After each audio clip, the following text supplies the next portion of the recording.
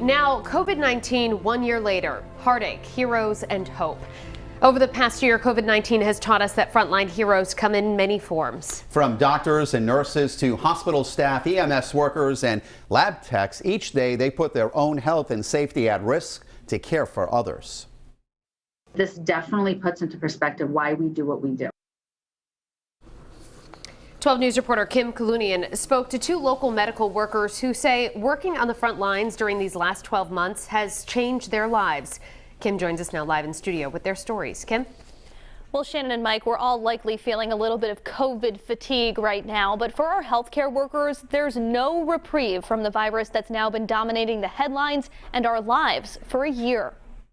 You don't even get to go to work and forget about it for a little bit, because you go to work to take care of it. Dr. Vincent Varamo is a physician at Kent Hospital's ER and the Care New England Field Hospital in Cranston. At this point, he's no stranger to COVID and recalls one night this spring where the influx of sick patients was both staggering and heartbreaking. Within 15 minutes, 10 minutes, you realize that you're going to have to put this patient on a ventilator, and talking that patient through that, and there's no family that can be in the room with them during this time.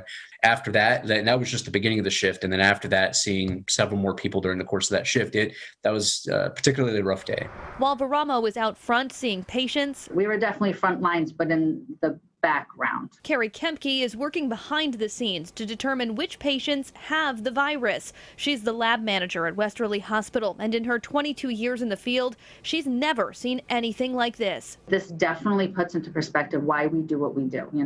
You always hear about this stuff. You hear about the possibility. You hear it on the news, but you never think it's going to happen. Kempke recalls one night where they were flooded with 500 tests. It was an overwhelming task for her crew that came well after they had identified their first positive case, a moment she remembers well. It was very scary. I know I was scared, and I know my staff was scared, and I said, we just got to do what we got to do.